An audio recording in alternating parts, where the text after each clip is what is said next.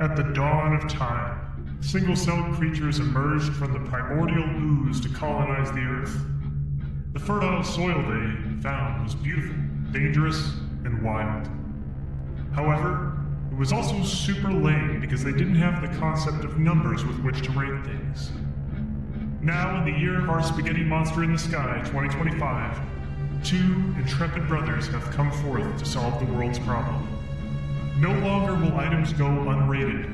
No longer will everyday objects escape the rule of numerical law. This is Review Everything.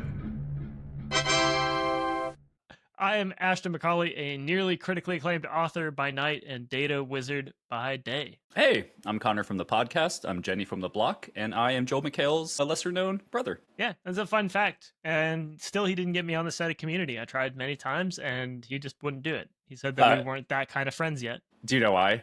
It was because Chevy Chase fucking hated you. That's not my fault. Every time I see him, I just act a little bit like Slimer, you know? He's not even in Ghostbusters. That's a fucking terrible joke. I'll admit, I listened to Chevy Chase on Mark Maron's podcast, and he has dementia, and he has a caretaker, and it was actually pretty endearing. And I did not come off with an awful flavor in my face, a Chevy Chase flavor in my face. I want to stop talking about Chevy Chase. Let's go. I was gonna say the Chevy Chase flavor in your face, I'm pretty sure is why he got canceled. It's because you don't want that, and he just kept giving it to people. Okay. So today we're talking about things that eat time. Like in a good way? In a bad way? In both ways? It could be anything. Just things that eat time. Could be like the langoliers, right? They're just chasing your plane down, and they're slowly eating everything behind it until eventually they eat you and time and everything in it.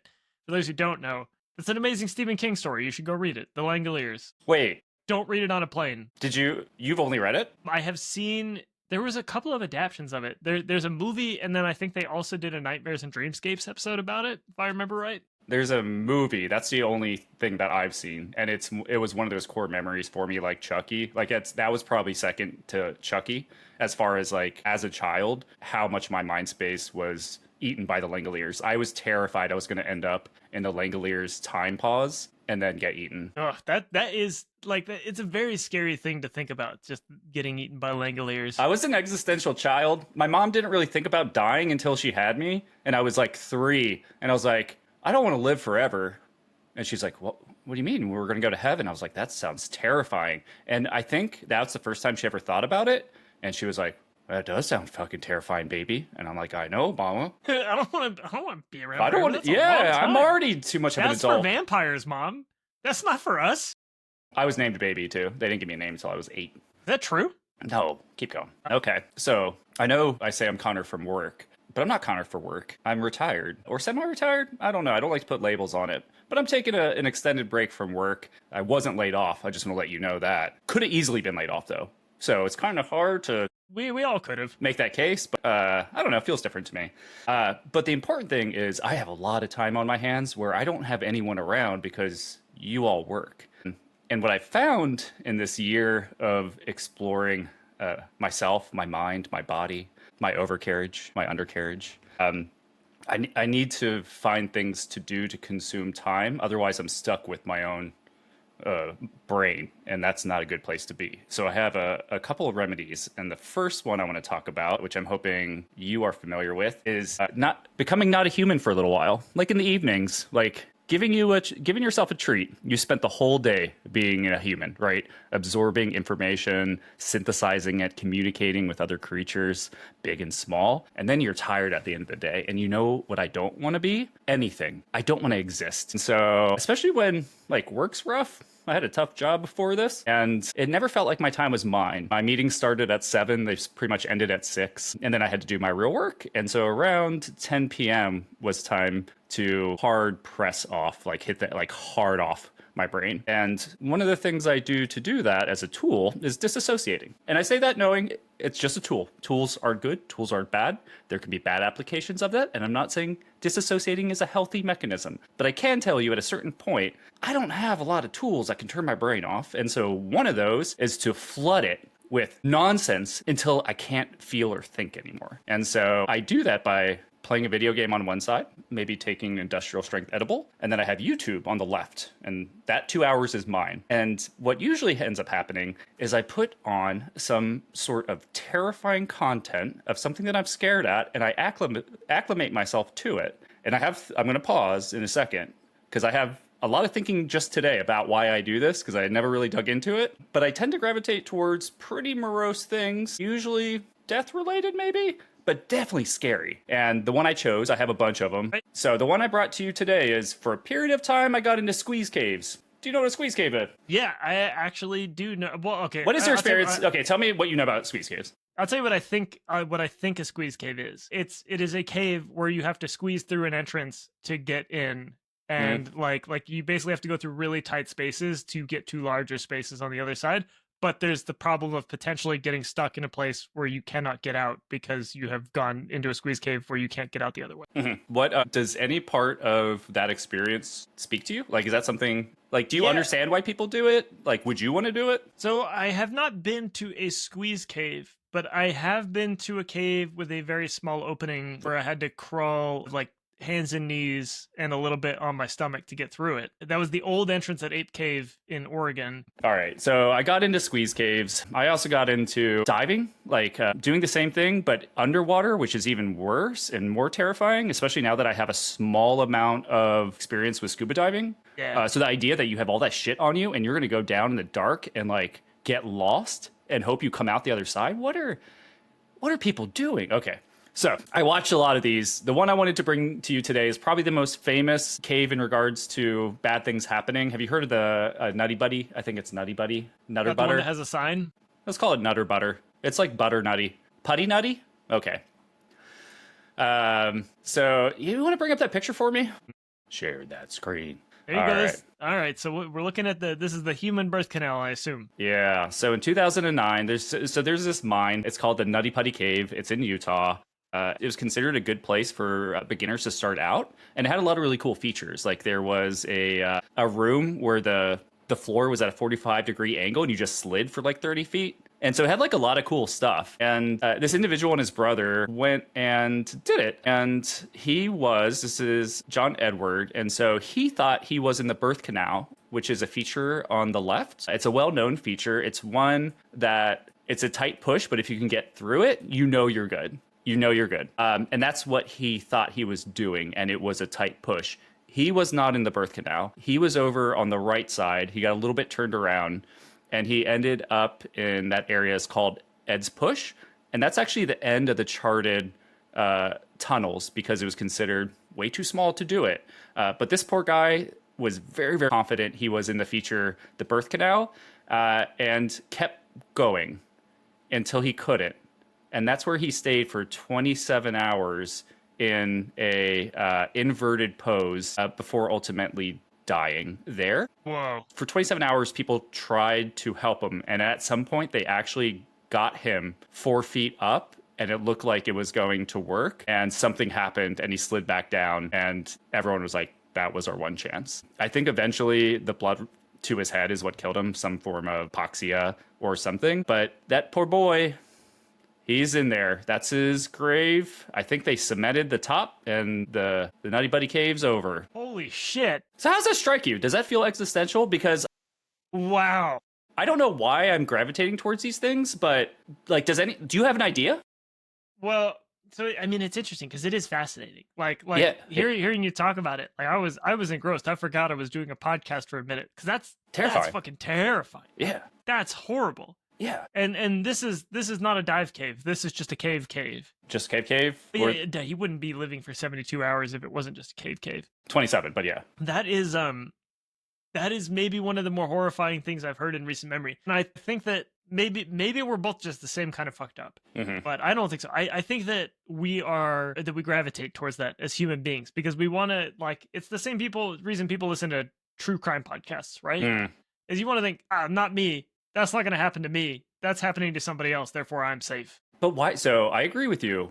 But why do you think, for me, and maybe for you, this is good disassociation content? Because when I think about something like this, it brings me back into my human body in a way I think it would, but that's not how I use it. So I kind of think, and this is going to sound like a humble brag. It's not. It feels like the same thing with running, where when I'm running, sometimes it's really hard to think about anything else because running sucks so hard.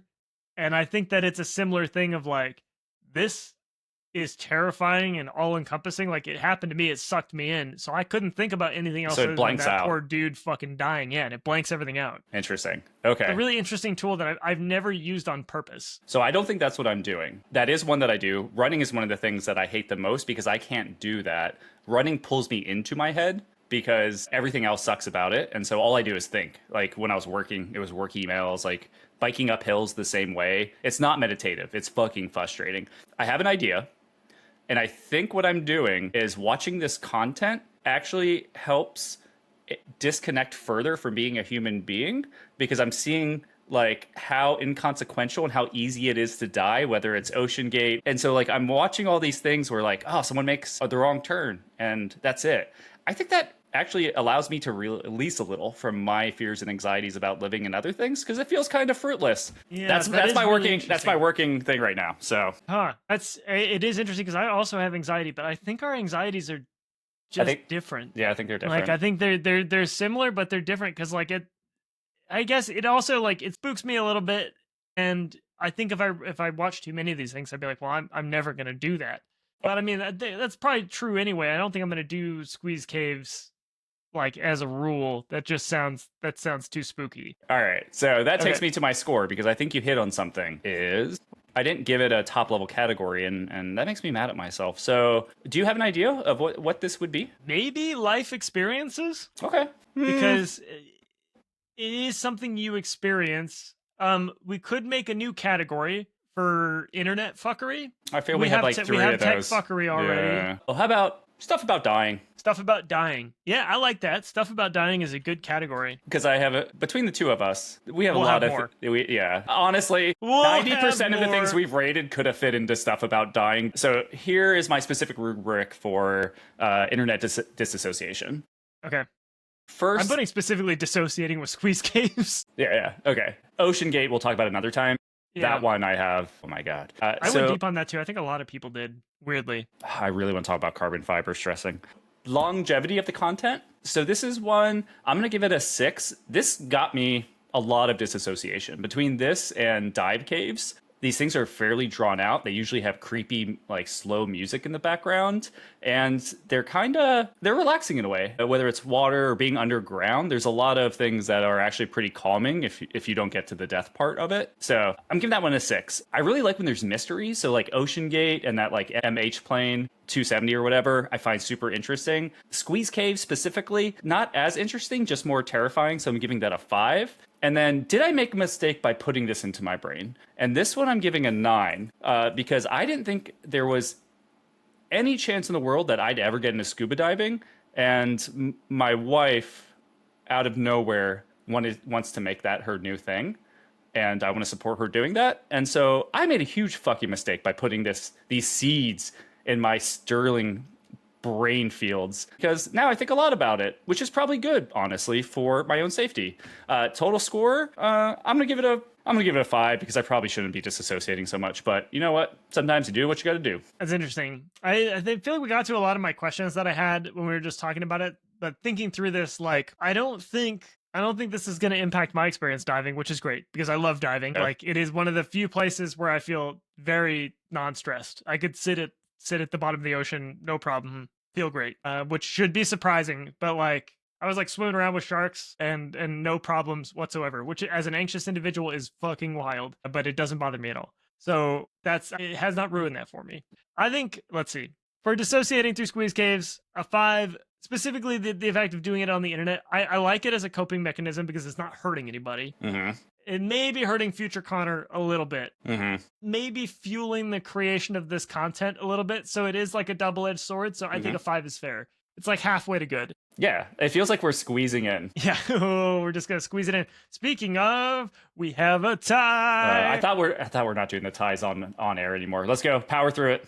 All right, power through it. So it's currently tied with the plans to my house, and I think this is better. I agree because the plans to your house, that was a shit experience for all of us. None of us could see it. We couldn't figure out where you lived. If you can bring those plans back in a way that the contrast is correct, we can bump it up. But until then, Oh, no, I hate it. I hate it. Trust me. The prop betrayed me on screen. All right, so that then ties it with Chucky dreams, which man, I feel if there's these are your things, so I'll let you decide. Is it better or worse?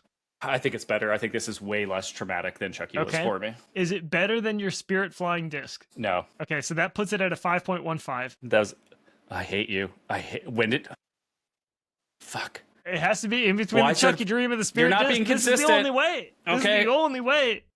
Look, unless you make us a tier list where we can do this non-numerically, this is the only way. You're right. All right. I Stuff about dying, 5.15. In the notes, I'm going to put bad, but also good and not causing too much harm. Hopefully. Well, we'll find out. Yeah, I guess we will. We will find out. But that feels good. All right. All right. What do you got for us, Ashton? What's your first item? All right. My first item. It's funny. It's kind of similar to dissociation. It is dissociation in a way, but it's ADHD delusions. And these take up a lot of my time. Speak on that?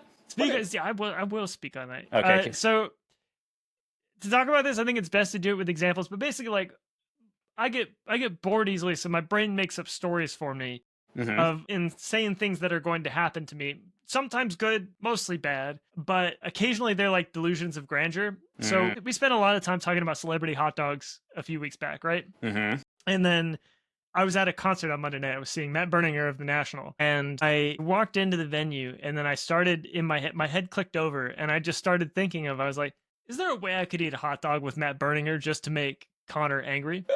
And then angry. You'd be kind of mad if I walked in and I just had another picture eating a hot dog with celebrity. Like, you'd be upset. But so I went through this whole thing. I was like, yeah. So like we bump into him after the show. He's obviously signing records because this is a solo show. It's a little bit smaller. He's drunk. I'm a little high because I've taken some edibles, and I'm like, you want to go get a Seattle dog? And he's really into it. And then I start thinking, I'm going to have to explain to him that I don't eat meat and I've just invited him out for hot dogs, and that's going to be weird. And then I'm going to have to tell him that it's actually kind of a bit for a podcast. And is he going to turn around at that point, or is he going to think it's funny and lean into it? And I was like, he's probably going to lean into it. So this is going to happen.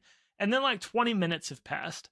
And I've lived this alternative timeline where me and Matt Berninger have gone and got hot dogs together. And then I realized that the show is starting. And then I've just fully kind of stepped out of reality for a minute and lived in something else entirely. And this happens a lot. I guess is Showbox, what venue was this? It doesn't. It was at Showbox in downtown.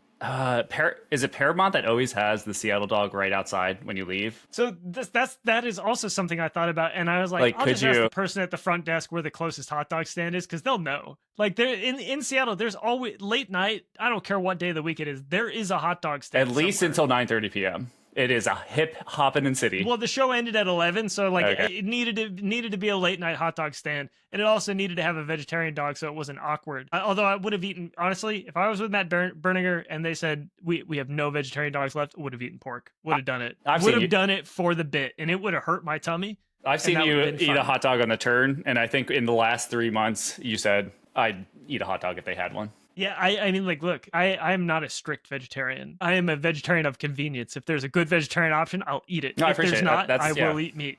No, I've gone to Texas. It's not easy there. And this is the guy from Death Cab for Cutie?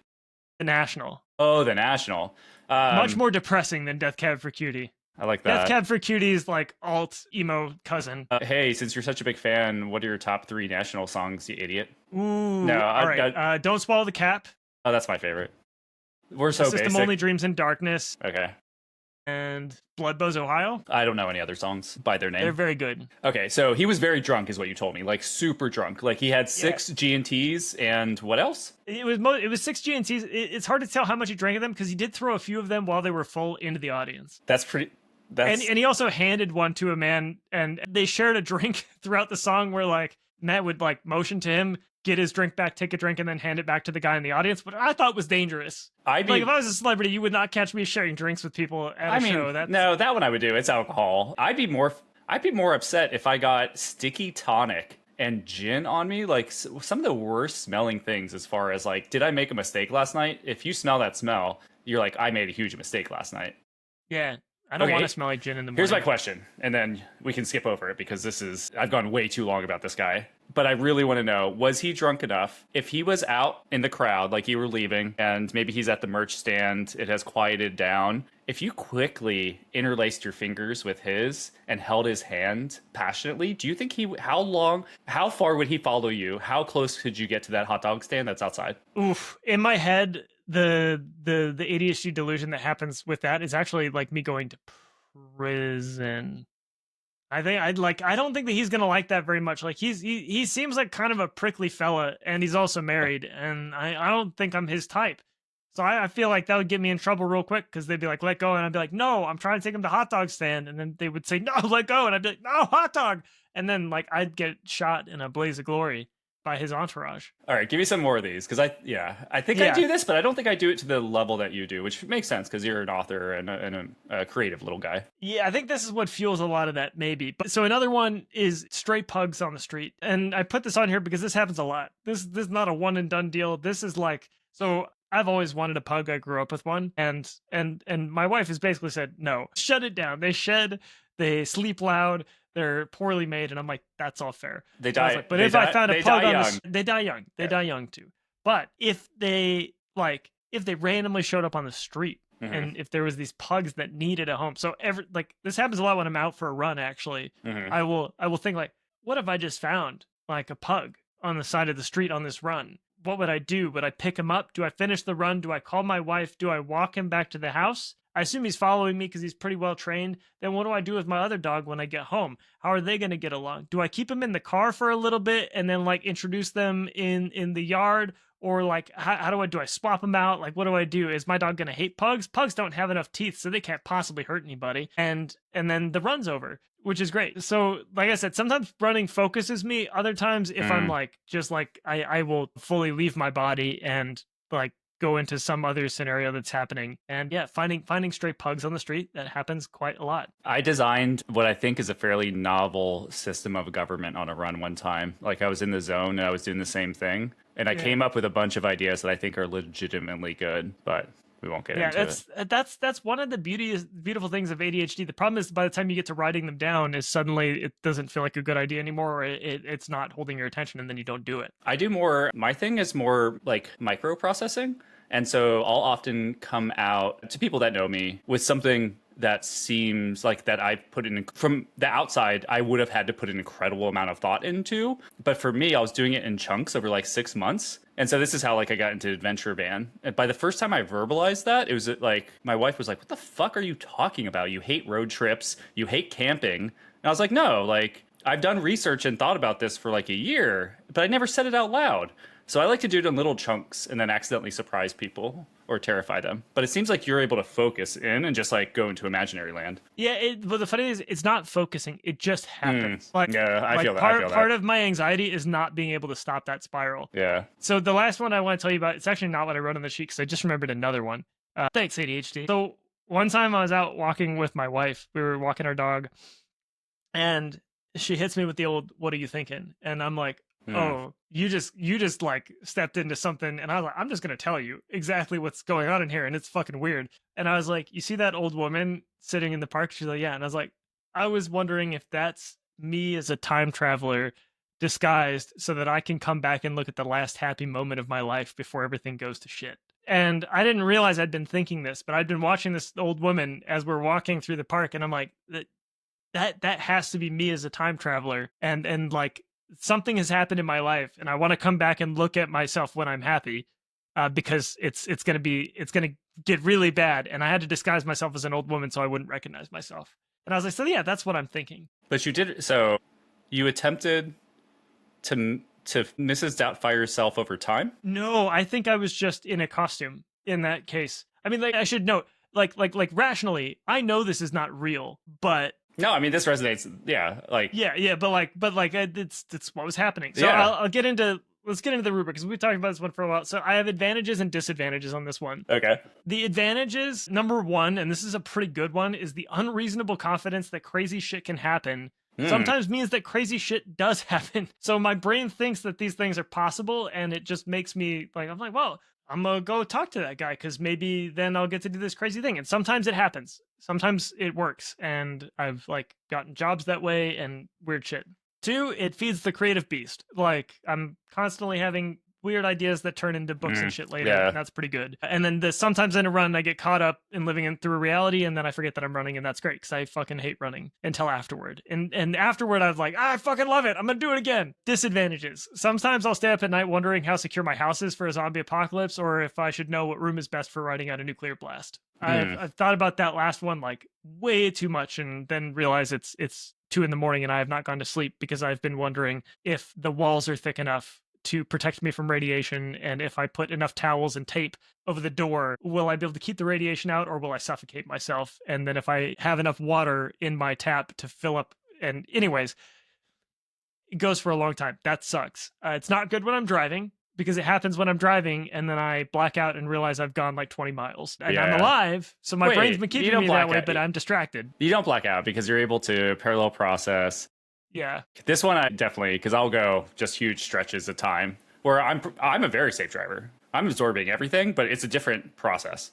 It's crazy. I'm glad I have a car that does some of that for me. And then the last one, sometimes I get so caught up in living through reality that doesn't exist that I give myself non-existent trauma. Yeah. And I've like thought about people in my life dying of cancer or dying suddenly so many times, and then I realized like that hasn't happened yet, and that's or like it's probably not going to happen that way. But that's what anxiety is. So this feeds my generalized anxiety as well. But all that considered, honestly, give it a 7. Kind of love it. Like don't hate it most of the time, and I think it's actually been pretty good to me. I'm super excited to talk about this stuff in 5 years with you. Yeah. Because I feel like so much of this feels so close to home, but like I'm not there anymore. Like I'm excited when you're not afraid of death anymore. I'm not saying that's a good thing. Yeah. But like that's kind of what I went through, and it has resulted in different types of fixations, and it doesn't solve it by any means, but like I have less of these type of things. I do love that your brain puts you in somewhere else. I definitely do a lot of that. I think yours is way more novel. So yeah, I'm with it.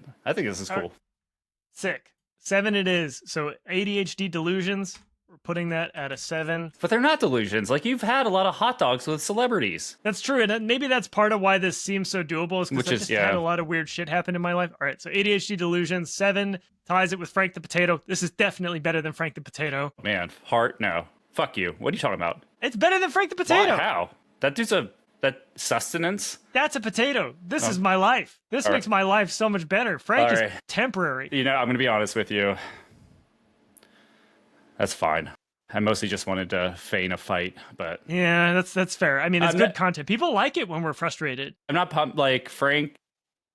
And now I'm getting jazzed about Frank again. Okay, let's go. Yeah, so I think it's better than Frank. I think it's better than Mundane Celebrity Dreams. I like.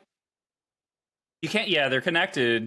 I would say they're all part of the kind of the same thing. Because if you're putting your brain in this, like you get the leftover ectoplasm at night, and then that turns into a dream, so that it feeds into each other. Yeah, it's kind of like the Amazon flywheel with AWS and consumer shopping.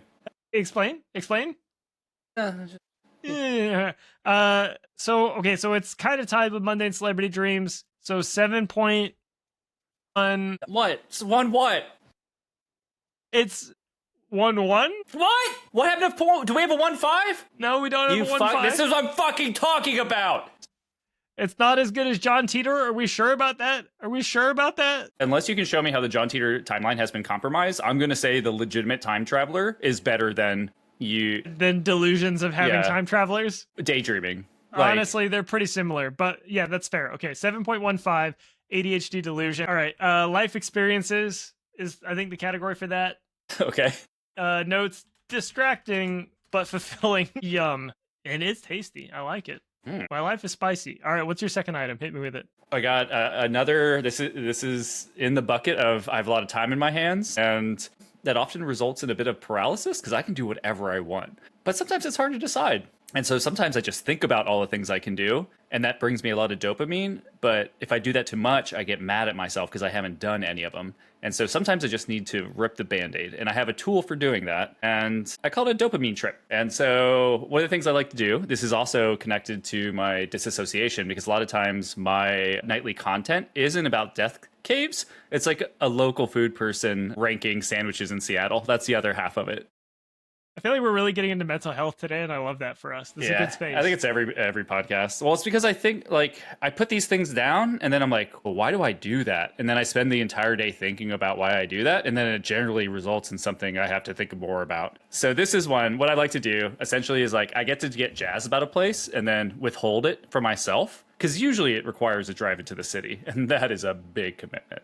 And so like I'll hold on to a sandwich in my head for weeks or months. And then when I am really struggling, and especially if it's sunny outside, I'll just kind of pull the Band-Aid and I'll be like, I'm going to go get that fucking sandwich. Like, I'm going to go do that bagel by myself. So the one I chose for this, which I want to give a little bit more of an in-depth review on, is Post Alley Pizza. It's a hoagie from there. But I just did this yesterday. I went to Hey Bagel. Bagels are exploding in Seattle. Not like dangerously. There's just a lot of we used to get a threat. It's not a threat, but we used to get a lot of flack for having really bad bagels in Seattle, and that was entirely true. Now there's a lot of good bagels, and so I popped into University District. I got a everything bagel from Hey Bagel. I got spicy scallion cream cheese. I sat on a bench and ate it by myself. It was freaking great, Ashton. And it gave me the energy to go do something else. And for 3 months, I've been thinking about that bagel. And I got it. And that brought me a lot of joy. And it gave me a reason to do something in the day. And it kicked off a bunch of other stuff. I called someone I hadn't talked to in a long time on the phone there because I was energized. And like I wanted social connection. And so like these things all feed into each other. And so the last thing I'll say before I give my score, I've been given the advice my entire life. And a lot of people give this advice. And it only works for neurotypical people, and that's to eat the frog first, Ashton. Eat the frog first? And what do I mean by that? You don't want to eat a frog. It fucking sucks, right? Yeah. And so you have a whole day ahead of you. You wake up, 5 a.m., you cold plunge, and then some neurotypical asshole is telling you, eat the fucking frog first, you pussy. Do the hardest thing you can do right now because you have the whole day ahead of you. Well, you know what, Ashton? Eating the fucking frog sucks. And that's not how my brain works. You know what I need is gentle steam. Like, I need to get going. I need to roll a little thing, and then a slightly bigger thing. And so that advice blows. And this is one of the things that I do to treat myself and to give myself energy to go do other things. And then I'll just talk about the sandwich. So this fucking sandwich at Post Alley Pizza, don't get me wrong, there's a lot of people glazing this sandwich right now. They're lacquering this sandwich. It's very good. But it's a solid fucking hoagie. Post Alley Pizza, go get it. Get a slice of pizza too. It'll come out first. The people are really nice. The little alley, it's near that gross gum alley, but you don't have to look at it. You just keep walking. If you could look at the gum wall if you wanted to. That's a landmark. It's gross. It is gross. And yeah, they have this amazing hoagie, Italian hoagie. It's on like a really stiff, which I like sesame baguette, or I forget. It's seeded. And then get the jazz sauce, which is like the spicy condiment they put on it, which I think it's like chopped up like peppers and things. And so that was one of mine for the longest time. That one I actually saved in my head for a year before I did it. And finally, I found a friend. I was like, hey, it's sunny out. We don't have anything to do today. Let's go get a sandwich. And it was amazing. So that does sound pretty incredible. Yeah. So here's my rubric for dopamine trips. And then my tagline is, sometimes the best solution for ADHD paralysis is bread, which it generally is heavy carb based. All right. So predestination dopamine. That's how much excitement I get about thinking about this thing. And for some reason, sandwiches and bagels, I get jazzed every day about thinking and go getting this destination food. But it's unattainable, like right within the moment. So it like gets me out of this mindset where I have to plan. Like I have to go do something, right? Like I'm not just popping into town. I'm just not taking a shower. Post-destination dopamine. It's a great sandwich. Get the jazz sauce. Jazz spread is the third category. A 10. It's spicy and delicious. And so the total I give this one, which is half sandwich and half coping mechanism, is an 8. Wow, that's pretty good. Sounds amazing. And I've actually recently started using that same solution for ADHD paralysis of like, I have to really remind myself that there is dopamine at the end of the trip. That like this place I want to go is going to be good. COVID ruined it for me, where COVID took all of the joy out of going to destinations because it possibly ended in death by COVID. And so I've been slowly getting it back. Well, I have a reverse take. It gave me appreciation of things that I took for Granted, we've mentioned on the podcast that we're from Seattle. We're in a bubble of a bubble of a bubble. We were doing COVID 2 years after you had stopped, right? And so, like, if you're not living in COVID Washington, lasted a lot longer up here than it did other places. Yeah, for sure. Our VP at Microsoft at the place we were working on essentially had an all hands and was like, I was at a football game yesterday and we're all wearing masks and he's like throwing footballs at us and he's like, Stop quarantining. We have to sell Surfaces. Oh, man, that guy was the worst. Yeah, dude, fuck that guy.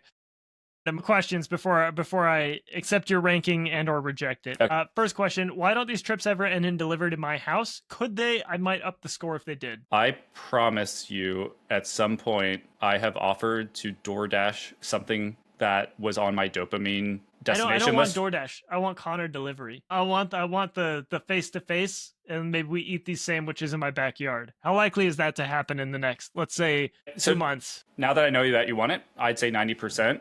There was a 20% chance yesterday that I was in the West Seattle area and I thought about bringing a hay bagel to you. And to prove to you that this wasn't just a thought, I've done this before. Me and Sarah did a destination thing to get Beard Papa. Oh yeah, Cream puffs? Yeah. Yeah. I love Beard Papa. And I got like 6 of them, and obviously we couldn't eat them. And so I just left 4 when we were driving home at my neighbor's house in a box. And he texted me later, and he was like, I think this was you, and this was the best day of my life. Yeah, let me lower this camera so we get this cat action. This is going to up our subscribe. That's an expensive cat. Yeah. It's not, hey guys, that's not a real cat. I promise you, that's not a real cat. He's animatronic. He's animatronic. Okay, interesting. All right, so 90% chance, that's pretty high. It's pretty high. Speaking of hunger, satiation, and road trips, this kind of... Last night I was stuck thinking about, I was in one of my ADHD delusions about what would happen, like, if I was hungry, took my car out to get some snacks, and then a snowstorm hit. And this, if I'm going on I'm going on a dopamine trip, but this snowstorm hits right in the middle. And I want you to walk me through what happens. Like, this is now a dangerous dopamine trip, in my opinion, and that might lower my ranking. I've never really thought about being in a snowstorm before. It's kind of scary now that I think about it. Off pod, real quick, honesty moment. How real do you want this one to be? Make it real. Make it 100% real. So I had to build up a lot of steam to go get this sandwich. And this sandwich is in some ways a savior for me. And instead of getting the sandwich, I run into a freak snowstorm, not unlike, doing a late night pizza run and you're really drunk and the pizza place just closed and they're like, sorry, last pie, which has happened. Heavy. I think I'm CO2 in the car. I think I'm getting a tube and I'm taking... Yeah, man, like I didn't get the sandwich. It's cold. I was already hungry because I saved all my calories for this dopamine trip and I am bummed. And that's yeah, so I grabbed the tube in my trunk and I put it up to the exhaust. I turn the car on. I bring the tube around with just enough room in the window for it to open. And I sit there and I wait for the carbon monoxide to drift me away to a land of jazz sauce and hoagies. Wow.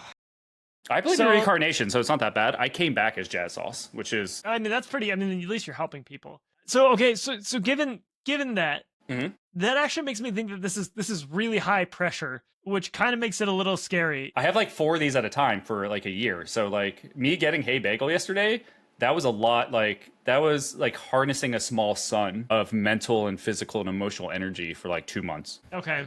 Yeah, all right, I'm good with an 8. Yeah, fuck an 8 you. sounds nice. Yeah. I do. I think I have a new tactic, and that is to make it depressing and or connect it to killing yourself, and then you don't fight me on it. You pussy. Yeah, that's true. I mean, I can't fight. I can't fight that.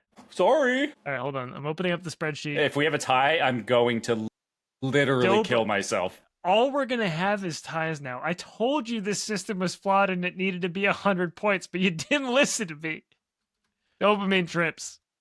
Okay. Well, I didn't know you were it was going to be stack ranked. I thought things could have multiple 3s. I mean, we haven't done that yet. So this is, what would you call this? Is this a life experience? Is this brain stuff? Tools. Oh yeah, because it is a tool. You said it was a tool. So it is tied with first schoolyard ass beating. Oh man. One's early, one's late. Just different tools, different times. Wow. I'm going to argue it's not better than a Hey, shut the fuck up. This is the first time I'm excited about breaking a tie. I think that schoolyard ass beating... It's more formative. Dopamine trips are great, but this first schoolyard ass beating is really strong. Am I thinking about it as a tool or a life experience? Or both? No. I'm good. I'm good. Fast speeding is probably more formative. It has higher ROI over time. Dopamine trips is a more recent addition and tied to my current life stage. So I'm with it. Okay, cool. And I think it's better. I think it's better than John Green's TB book. So that would put it at a 7.7. Are you okay with that? Well, I love the only thing I would love more. You love decimal rankings. 7.654, man.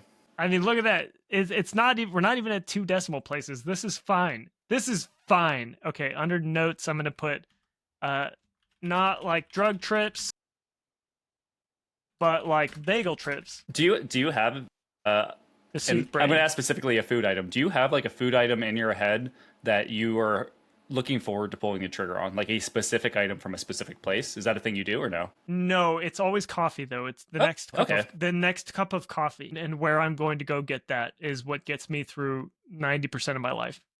Yeah, I used to do that more when I could handle caffeine. Give me some hot bean juice, man. Destination. Caffeine is that's my ADHD medication. It gives me three hours of solid productivity after I drink it. I can't do both now, and so like with a stimulant, caffeine makes me feel like shit.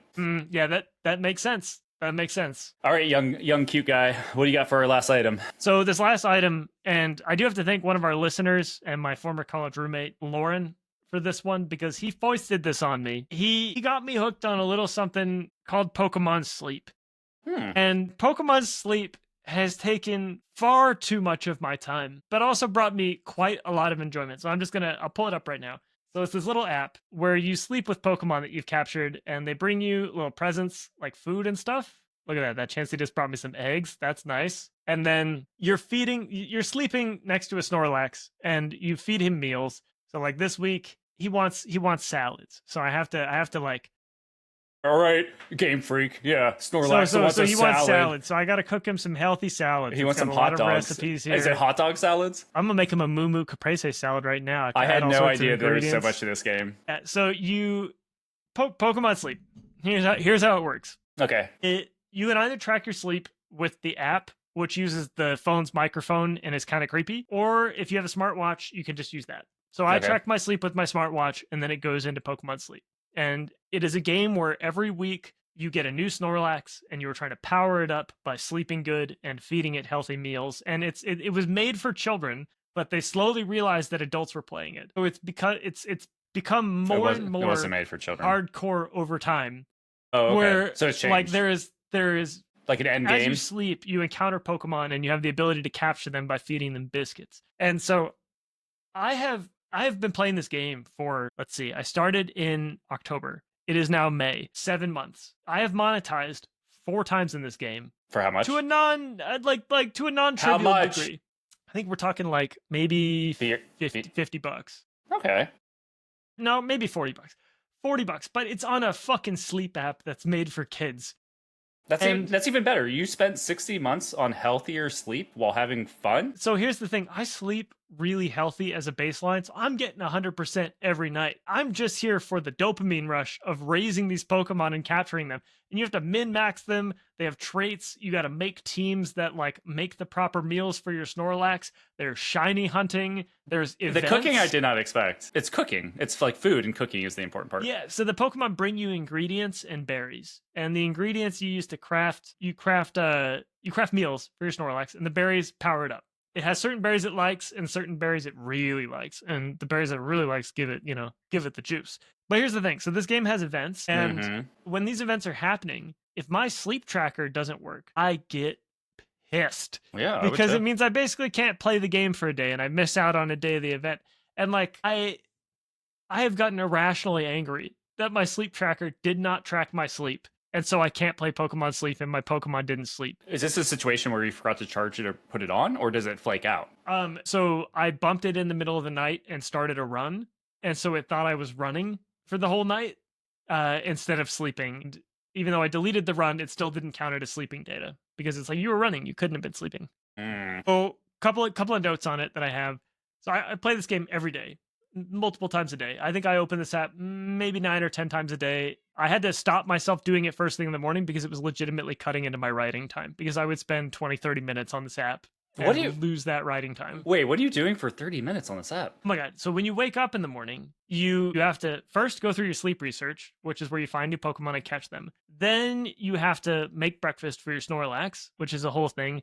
Then you can level up your Pokemon and decide where you're going to allocate those points. You have to claim the free rewards from the shop, and then you have to look at your daily quests. Wait, so when you say you have to make breakfast for Snorlax, that's because you slept with him last night. But if you sleep with a different Pokemon, do you still have to make breakfast for Snorlax? You are always sleeping with a Snorlax. It is your Snorlax and your 5 members of your Pokemon team, and you're always powering up a Snorlax, but the Snorlax changes every week.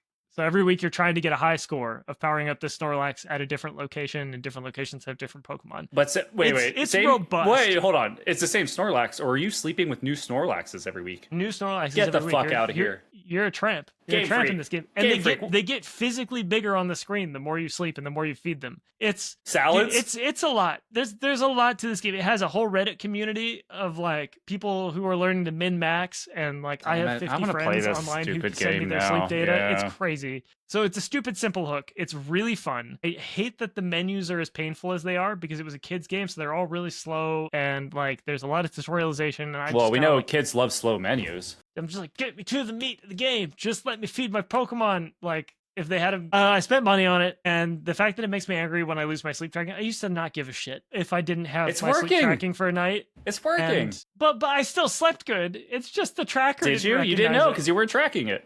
You were tracking it. So, anyways, that's Pokemon Sleep. What does the money get you? Premium currency that you do what with? You get more biscuits to catch more Pokemon and Nope, or nope, incenses, stop. which enable your Pokemon, Stop. and it also lets you level up your Pokemon more. Hey, just podcast listeners, fans, friends, others, haters. This man spent money on biscuits. Hey, I also used to work at Pokemon. Okay, so this feels like really like just a snake eating its own tail. But let me show you my team. Maybe this will help change your mind. So we've got from the left. We've got Firefest, Yeah.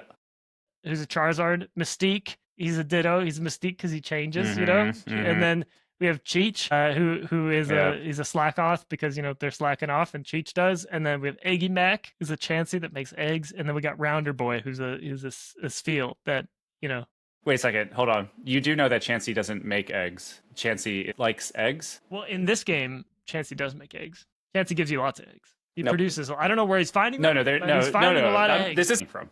This is not a Egg joke. Kleptomaniac. I wasn't in my packet when I got to Pokemon. I would check. But anyways, that's what I have for Pokemon Sleep. I am gonna give it. My wife just heard me talking about it. I just got a text that said, "You spent $50 on Pokemon Sleep." Wait, yell back. It was for biscuits. It was for biscuits, Kendall. To catch Pokemon while I sleep. Wanted to catch more Pokemon. You need biscuits to do that. Look, it's probably not actually 50. It's probably closer to 30 or 40. I'm just going to keep talking myself down. I also, a lot of the money I've spent is from doing Google research surveys. So it's like, yeah.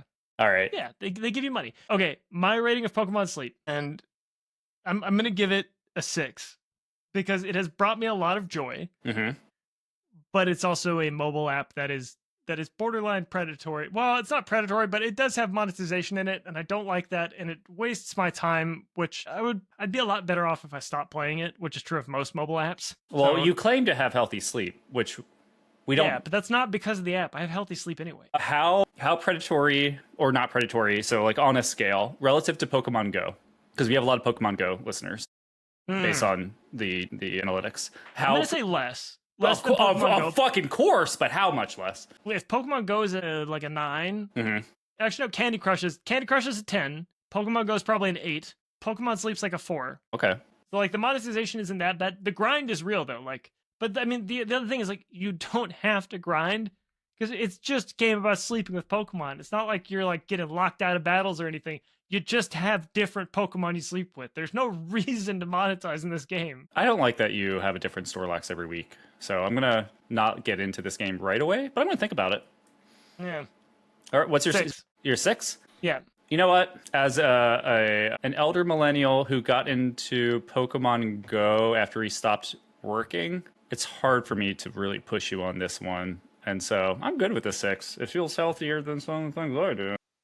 It definitely feels healthier than Pokemon Go too. As much as Pokemon Go did make you get outside, I'm gonna call this tech fuckery. Yeah. Oh, I think 100%.